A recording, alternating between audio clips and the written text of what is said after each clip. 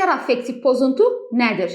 Bipolyar affektiv pozuntu xəstəliyindəki bipolyar sözünün mənası latınca bi, iki, polyar qütb deməkdir. Bipolyar affektiv pozuntu adından mövzuya giriş etsək, iki qütblü, iki uclu xəstəlikdən bəhs edilir. Bu xəstəliyi kağız üzərində sxematik olaraq izah etmişəm. Hal-hazırda kağız üzərində sxematik olaraq qeyd etdiyim dalğa bipolyar affektiv pozuntunu ifadə edir. Bipolyar affektiv pozuntu dalğavari xarakterli bir xəstəlikdir. Dalğanın yuxarı hissəsində, yəni müsbət qütbündə hipomaniya, maniya, dalğanın aşağı hissəsində, yəni mənfi qütbündə depressiya müşahidə olunur. Müalicələr müddətində hipomaniya, maniya və depressiya arasında nisbi sağalma, nisbi sakitlik dövrü müşahidə edilə bilər. Biz buna remisiya deyirik. Remisiya zamanı xəstəliyin klinik əlamətləri demək olar ki, müşahidə edilmir. Bipolyar affektiv pozuntu xroniki bir xəstəlikdir. Xəstəliklərin beynəlxalq təsnifatı və DSM üzrə sırf psixiatrik bir pozuntudur, psixiatrik bir xəstəlikdir. Lakin bipolyar affektiv pozuntunun maniya və depressiya epizodu zamanı psixotik əlamətlər müşahidə oluna bilər. Biz buna maniakal psixoz və depressiv psixoz deyirik. Məhz buna görə də bipolyar affektiv pozuntu ruhi xəstəliklər qrupuna daxil edilərək psixotik xəstəliklər, psixotik pozuntular qrupuna daxil edilir. Bu nə deməkdir? Bu zaman xəstəliyin kliniki gedişatı zamanı psixozlar müşahidə edilir. Yəni pasientdə paranoyalar, şübhələr yaranmağa başlayır. Şəxs şübhələnir. Sayıqlama ideyaları müşahidə edilməyə başlayır və eyni zamanda halüsinasiyalar olur. Halüsinasiyalar görmə və eşitmə halüsinasiyaları olur. Görmə halüsinasiyaları zamanı şəxs qeyri-real obyektlər görməyə başlayır.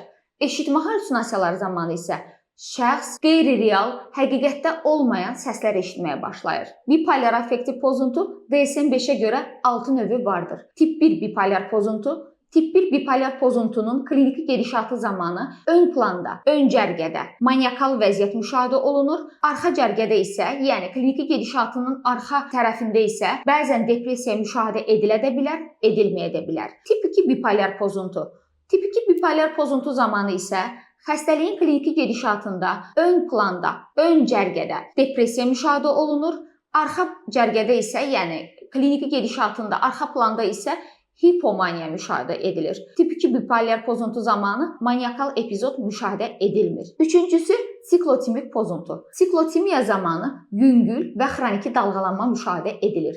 Bu zaman yüngül hipomaniya və yüngül depressiya əlamətləri müşahidə edilir. Siklotimiya zamanı tam maniya və major depressiv epizod müşahidə edilmir. 2 ilin üzərində davam etmiş olur. Dördüncü, maddə və dərmana bağlı olaraq yaranan bipolyar pozuntu. Maddə dedikdə spirt, alkoqol, narkotik maddələrin istifadəsi fonunda yaranan bipolyar pozuntu, dərman preparatları dedikdə isə steroidlər fonunda yaranan bipolyar pozuntu və eyni zamanda antidepressantlar fonunda yaranan bipolyar pozuntu müşahidə edilə bilər. Antidepressant fonunda yaranan bipolyar pozuntuya qeyri-ixtisaslı həkimlərin diaqnoz təyin etmədən tövsiyə gördükləri antidepressant dərman preparatları, eyni zamanda şəxslərin, qonşunun, qohumun, aptekin tövsiyəsi ilə qəbul etdikləri antidepressantlar, əgər şəxsdə bipolyar affektiv pozuntu varsa, şəxsdə maniya epizodu, yəni maniakal vəziyyət yarada bilər. Beşincisi, tibbi vəziyyətlə əlaqədar olaraq yaranan bipolyar pozuntu. Bunlara hipotireoidizm, epilepsiya, beyin zədələnmələrini misal gətirə bilərik. Altıncı, qeyri-spesifik bipolyar pozuntu. Qeyri-spesifik bipolyar pozuntu zamanı bipolyar affektiv pozuntunun kliniki əlamətləri müşahidə edilsə də, kriteriyalarına tam uyğun gəlmir. Bipolyar affektiv pozuntuda cinsiyyət özəlliklərinə nəzər yetirsək görərik ki, qadınlarda bipolyar affektiv pozuntunun depressiya fazası daha üstün görülür, kişilərdə isə maniakal epizod daha üstün görülür. Məhz buna görə də kişilər müalicəyə daha çətin tabe olur və xəstəlik progredient gedişli, ağır gedişli olur. Bipolyar affektiv pozuntunun kliniki gedişatı zamanı hipomaniya, maniya və depressiya epizodları görülür. Gəlin indi isə bunları fərqləndirək. Bipolyar affektiv pozuntunun hipomaniya, maniya epizodları bir-birindən şiddətinə görə fərqlənir. Hipomaniakal vəziyyətdə, maniakal vəziyyətlə müqayisədə simptomatika daha zəif olur. Bipolyar affektiv pozuntunun maniya epizodunu depressiya epizodundan fərqləndirək. Birincisi, əhval-ruhiyyə. Maniya zamanı əhval-ruhiyyə həddindən artıq yüksək olur. Qabarıq, həyəcanlı, coşqulu formada olur. Şəxsin özgüvəni artır. egosu yüksəlir. Bəzən isə əhval-ruhiyyə disforik xarakter daşıyır. Şəxs bu zaman qıcıqlanmış, irritabl vəziyyətdə olur. Qarşısındakını söyür, təhqir edir, geyimini cəmiyyət qarşısında soyuna bilər, söyüşlər söyə bilər, hətta qarşısındakının üzərinə atılaraq gözünü belə çıxara bilər. Ətrafı vurur, sındırır, dağıdır, şiddət göstərir. Depressiya zamanı əhval-ruhiyyə çökkün olur, özünə qapanır, həyatdan zövq almır, maraq dairəsi aşağı düşür, ümidsiz olur, özgüvən əksikliyi olur, kədər hissi olur. İkincisi, enerji potensialı. Maniya epizodu zamanı enerji potensialı artır, hərəki aktivlik artır, şəxs enerji dolu olur. Aşırı dərəcədə impulsiv, kontrolsuz olur, riskli davranışlar edir, dürtüsəllik müşahidə edilir. Şəxs avtomobilini sürətli sürür, cəmiyyət qarşısında geyimini soyunur, daha əl-əlvan geyimlər geyinməyə meyilli olur. Taxdıqları əşyalar belə daha qabarıq formada olur, dodaq boyası daha qabarıq olur, dəxilsiz, bir-birinə uyğun olmayan geyimlər geyinməyə meyilli olur. Qəfildən hərəkətlər etməyə başlayır, dəxilsiz pul xərcləyir, banka gedərək kredit çəkir, qonşudan, qohumdan, dostdan borc alır, narkotik maddələr və alkoqol istifadə etməyə aşırı dərəcədə meyilli olur. Kənardan onların etdikləri davranışlar məqsədyönlü görünsə də, əslində bu davranışları, bu hərəkətləri davam etdirə bilmirlər və tezliklə enerjiləri tükənərək depressiyaya keçə bilirlər. Həmçinin maniya epizodu zamanı şəxsin sosial aktivliyi artır, lakin iş, məktəb, akademik bacarıqları enir, performansları aşağı düşür. Depressiya zamanı enerji potensialı, hərəkə aktivlik aşağı düşür.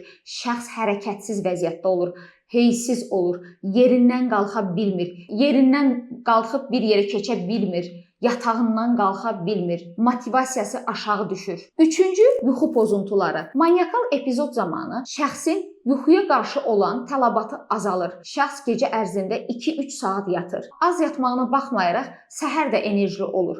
Gecə yuxusuzluğu fonunda gündüz görəcəkləri işləri gecələr görür. Qadındırsa müxtəlif cür yeməklər bişirməyə başlayır. Kişidirsə evində qonaqlıq təşkil edir, hamıya zəng edir, evinə dəvət edir. Depressiv epizod zamanı yuxu pozuntuları şəxs gün ərzində aşırı dərəcədə yuxulu olur. Şəxs gecəni səhərə yata bilmir. Beyninə hər hansısa bir təhlükə olmadan öz yaxın ailə üzvlərinin, övladının başına hər hansısa bir bədbəxt və pis hadisə gələcəyi qorxuları yaşamış olur.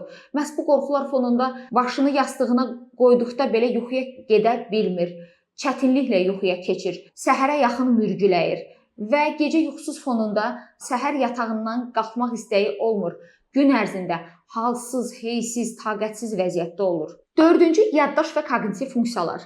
Maniakal epizod zamanı şəxsin diqqəti artır, lakin icra etdikləri işləri davam etdirə bilmir. Fikirləri sürətlənir, düşüncələrinin uçuşu baş verir. Beyninə gələn fikir və düşüncələri dilinə tökə bilmir. Nəticə etibarilə danışarkən tez-tez kəkələyir, bir mövzudan digər mövzuya keçir, mövzunu davam etdirə bilmir, sürətli danışır, nitqi sürətli olur, bəzən isə kəkələyir, qırıq-qırıq nitq yaranır. Danışarkən həmin şəxsdə söz əlaqəsinə qoşulmaq olmur, fikrini dəyişmək olmur, məntiqsiz danışır, dəxilsiz danışır, uzun-uzadı danışır, sözünü bölmək olmur. Hətta danışarkən təzyiqli danışır, əl-qol hərəkətlərindən, jestlərdən istifadə etməyə başlayır və bununla da ətraf mühitdə olan hər kəsə diqqətini cəlb etmiş olur. Depressiyada yaddaş və koqnitiv funksiyalar. Bu zaman depressiyada olan şəxs diqqətinin sürdürülməsində, diqqətinin davam etdirilməsində çətinlik çəkir. Diqqətini işinə, əgər məktəblidirsə dərsinə, cəmləməkdə, toplamaqda çətinlik çəkir. Diqqət defisiti, diqqət dağınıqlığı, diqqət çatışmazlığı formalaşır. Anlama, qavrama, yadda saxlama problemləri yaranır. Düşüncəsi zəifləyir, unutqanlıq yaranır. Qərar vermədə çətinlik çəkir. Beynində olan düşüncələri və fikirləri dilinə tökə bilmir. Sözü ağzında yarımçıq qalır. Gözü baxır, amma fikri başqa yerdə olur. Fikrinin ardını belə gətirə bilmir. Nitqi yavaşıyır, danışığı zəifləyir, bəzən kəkələyir, bəzən isə ağır formalarda nitq tamamilə kəsilir. Yəni, şəxs ümumiyyətlə danışa bilmir. 5-ci, qidalanma. Maniakal epizod zamanı şəxs aşırı dərəcədə bir-birinə uyğun olmayan qidalarla qidalanmağa başlayır. Maniakal epizod zamanı aşırı dərəcədə qidalanma fonunda sonrakı etaplarda illər irəlilədikcə şəxsdə obez, piylənmə yaranır, bulimiya, tıxanırcasına yeme pozuntusu formalaşmış olur. Depressiv epizod zamanı şəxsin qidalanması zəifləyir, iştahsı aşağı düşür. Şəxs qidalanarkən belə yeməyin dadı tamı belə ağzında dadmır. Nəticə etibarilə bir müddətdən sonra bədən kütlə indeksi aşağı düşür, çəkisi azalır. Ağırlaşmış depressiv epizod zamanı kaxeksiya, anoreksiya yaranmış olur. 6-cı cinsel fəaliyyət. Maniakal epizod zamanı şəxsin cinsi fəaliyyəti aşırı dərəcədə artır, patoloji cinsi istək yaranır. Şəxs qeyri-uyğun məkanlarda geyimini soyunaraq cinsiyyət orqanlarını hərəkətə gətirir. Tanımadıkları insanlarla cinsi münasibətə daxil olmağa başlayır. İndi isə frontal demensiyada olan maniya epizoduna diqqət yetirək. Əgər şəxsdə bipolar affektiv pozuntu gənclik dövründə başlayarsa, yaşlaşdıqda frontal demensiyada maniakal epizod görülə bilər. Bu şəxslərdə bu zaman yaddaşla bağlı olaraq koqnitiv funksiyalarda pozuntu müşahidə edilmir. Şəxsdə davranış pozuntuları müşahidə edilir. Şəxsin bu zaman 60-65 yaşı olmasına baxmayaraq patoloji cinsi maraq yaranır. Xüsusilə də şəxsin bu zaman daha kiçik yaşlı, yeniyetmə qız uşaqlarına maraq yaranmağa başlayır. Depressiya epizodu zamanı cinsi istək azalır, cinsi maraq azalır. Kişilərdə erkən boşalma, gec boşalma, sərtləşmə problemləri yaranır. Qadınlarda isə sonsuzluq, süd vəzindən axıntı, menstrual sikldə ləngimə müşahidə edilir. Bipolar affektiv pozuntuda genetik faktorlar. İndi isə gəlin bunlara nəzər yetirək. Bipolar affektiv pozuntu multifaktorial, multigenetik bir xəstəlikdir. Əgər ata və ana hər ikisi xəstədirsə, onun övladında görülmə ehtimalı 50%-dir. Əgər valideynlərdən hər hansısa biri ya ata ya da ki ana xəstədirsə, bunun övladda görülmə ehtimalı 7-8%-dir. Əgər birinci dərəcəli qohumlarda, yəni xala, bibi, əmi, dayıda bipolar affektiv pozuntu varsa, bunun həmin şəxsdə görülmə ehtimalı 25%-dir. Monozigot, yəni eyni yumurta əkizlərində müşahidə edilərsə, digər uşaqda bipolar affektiv pozuntunun olma ehtimalı 40-70% aralığındadır. Dizigot, yəni ayrı yumurta əkizlərində bipolar affektiv pozuntu müşahidə edilərsə, bunun digər uşaqda olma ehtimalı 5-10%-dir. Genetik faktorlar içərisində bipolar affektiv pozuntuda serotonin və dopamin enzimini aktivləşdirən genlər vardır. Bipolar affektiv pozuntu zamanı həmin bu genlərdə patologiya formalaşır. Həmin bu genlər dopamin və serotonin hormonlarının sintezində, ifrazında, parçalanmasında, ötürülməsində, yəni daşınmasında mühüm rol oynayır. İlk növbədə serotonin genlərindən danışaq. Serotonin genləri birinci olaraq şəxsin əhval-ruhiyyəsinə təsir göstərir. Bu zaman şəxsdə əhval-ruhiyyəni stabilləşdirir, emosional tarazlıq yaradır, sabitlik yaradır, sakitlik yaradır. Həmçinin xoşbəxtlik hissini yaradır. Azlığı isə depressiyanın yaranmasına səbəb olur. İkincisi, yuxu ritminin tənzimlənməsində iştirak edir. Üçüncüsü, iştah, yəni həzm prosesində iştirak edir. Dördüncü, diqqət və yaddaş proseslərində iştirak edir. Beşincisi, ağrı hissinin qəbul edilməsində iştirak edir. Altıncısı, qanın laxtalanma proseslərində iştirak edərək qan damarlarının daralmasına səbəb olur. Dopamin genləri haqqında məlumat verim. Dopamin genlərinin funksiyaları nələrdir? Dopamin genləri birincili olaraq şəxsin zövq almasında iştirak edir. Maraq dairəsini təmin edir, motivasiyasını təmin edir. İkincisi, enerji verir. Üçüncüsü, hərəkə aktivliyinin tənzimlənməsində iştirak edir. Azlığı Parkinson xəstəliyinə, çoxluğu isə psixotik vəziyyətə, psixozlara gətirib çıxarır. Dördüncüsü, diqqətinin cəmlənməsində, diqqətinin işinə konsentrasiya olunmasında iştirak edir. Çatışmazlığı diqqət defisiti, diqqət çatışmazlığı formalaşdırır. Beşincisi, əhval-ruhiyyə prosesində iştirak edir. Azlığı apatiya və depressiya yaradır. Altıncısı, asılılıqlar dopaminə təsir göstərərək psixotik vəziyyətlər yaratmış olur. Maniya zamanı, yəni maniakal epizod zamanı dopamin artır, noradrenalin artır. Depressiv epizod, depressiya zamanı isə serotonin enir, dopamin enir. İndi isə gəlin bipolar affektiv pozuntuda beyin kimyasına nəzər yetirək. Bipolar affektiv pozuntu zamanı beyin kimyasında sağ və sol ön bölgələrin funksiyalarını izah edəcəyəm. Hal-hazırda qeyd etdiyim kağız üzərində olan sxemdə bunu sizə ifadə etmiş olacağam. Sağ frontal lob, sol frontal lob. Sağ ön bölgə duyğularımıza, emosiyalarımıza, əhval-ruhiyyəmizə, sosial davranışlarımıza nəzarət edir. Solon bölgə isə mental, dil, danışıq, planlama, analiz funksiyalarına nəzarət edir. Hər iki bölgə arasında tarazlıq olur. Sol ön bölgə sağ ön bölgəyə nəzarət edir və onu stabil və sabit vəziyyətdə saxlayır. Normada sağlam insanlarda hər iki bölgə bir-biri ilə tarazlıq vəziyyətində olur. Bipolar affektiv pozuntu zamanı hər iki bölgə, yəni sağ ön bölgə və sol ön bölgə arasında balans pozulur.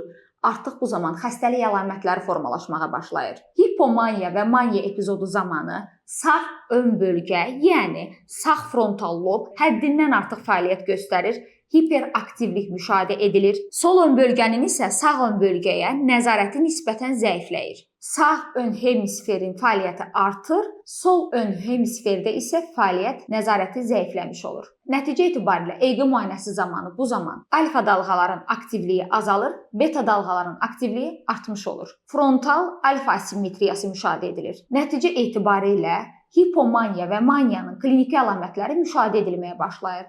Şəxsdə coşqulu vəziyyət, dürtüsəllik, riskli davranışlar, əhval-ruhiyyənin həddindən artıq yüksəlməsi, yuxuya tələbatın azalması, sürətli düşünmə, sürətli nitq və sürətli danışma müşahidə edilir. Depressiya zamanı isə sol ön bölgə, sol frontal lob zəif fəaliyyət göstərir.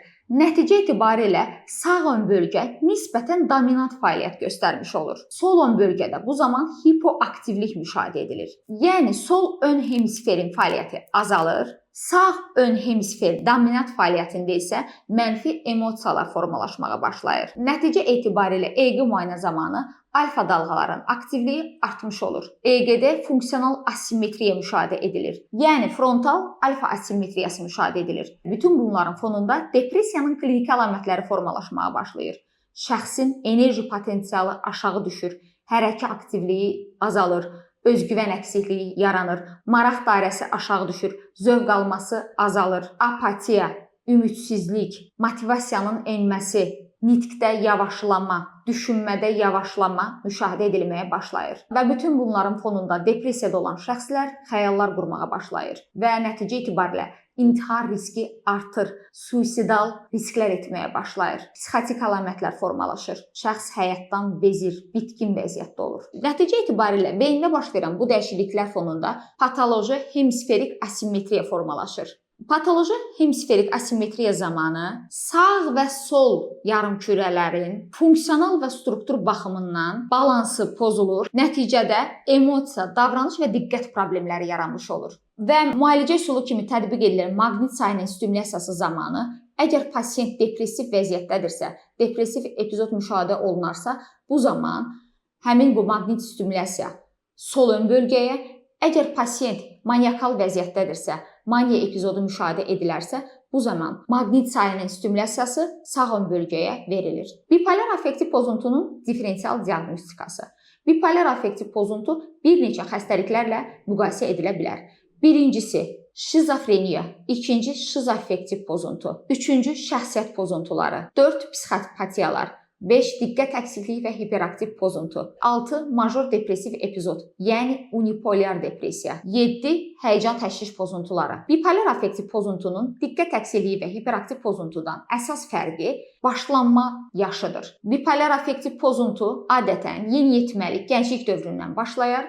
Diqqət əksili və hiperaktiv pozuntu daha kiçik yaşlarda müşahidə edilər. Eyni zamanda bipolar affektiv pozuntunun kliniki gedişatı zamanı müşahidə olunan depressiya epizodunun major depressiv epizoddan, yəni unipolar depressiyadan fərqi ondan ibarətdir ki, bipolar affektiv pozuntunun depressiya epizodu zamanı şəxsdə daha çox intihar düşüncələri, suisidal davranışlar müşahidə edilir. Bipolar affektiv pozuntunun müalicəsi. Gəlin indi isə bunlara nəzər yetirək. Bipolar affektiv pozuntu xroniki xəstəlikdir. Məhz buna görə də müalicəsi zamanı hipomaniya, maniya və depressiya epizodları arasında dərman müalicəsini tətbiq edərək müvəqqəti remisiya əldə edə bilirik. Remisiya bildiyimiz tibbi termindir. Mənası isə nisbi sağalma, nisbi sakitlik dövrüdür. Bəzən remisiyanı aylarla, bəzən isə illərlə əldə etmək olar. Nəticə etibarilə remisiya fonunda maniya və depressiya epizodlarının yenidən təkrarlanmasının qarşısı alınır və xəstəliyin kliniki əlamətləri demək olar ki, aradan qalxmış olur. Dərman müalicəsi, farmakoterapiya zamanı bir neçə dərman qruplarından istifadə edilir. Birincisi, əhval-ruhiyyə stabilizatorları. Bunlara litium preparatlarını, valproat asidi, lamotrigini misal gətirə bilərik. İkincisi, antipsixotiklər istifadə olunur. Üçüncüsü, antidepressantlar istifadə edilir. Əgər şəxsdə maniya və hipomaniya epizodu müşahidə olunarsa, bu zaman əhval-ruhiyyə stabilizatoru və antipsixotiklərdən istifadə edilir. Əgər şəxsdə depressiya epizodu müşahidə olunarsa, depressiv vəziyyət varsa, bu zaman əhval-ruhiyyə stabilizatorlarından və antidepressantlardan istifadə edilir. Antidepressantlar bu zaman ehtiyatlı tətbiq edilməlidir. Çünki bipolar affektiv pozuntuda olan pasiyenti maniya epizoduna keçirə bilər, maniya epizoduna sala bilər və bu zaman antidepressant qruplarına və dozalanmasına diqqət yetirilməlidir. Əgər depressiv epizodda olan pasiyentdə sayıqlama ideyaları müşahidə edilərsə, yəni psixotik vəziyyət görülərsə, psixoz müşahidə edilərsə, bu zaman yanaşı olaraq antipsixotik dərman preparatlarından da istifadə edilir. Əgər şəxsdə remisiya mərhələsindədirsə, müalicə müddətində nisbi sakitlik dövrünü, yəni nisbi sabitlik dövrünü bərpa etmək məqsədi ilə bu zaman əhval-ruhiyyə stabilizatorlarından və antipsixotiklərdən istifadə edilir. Sizin psixiatr həkiminiz doktor Aytən Namazova.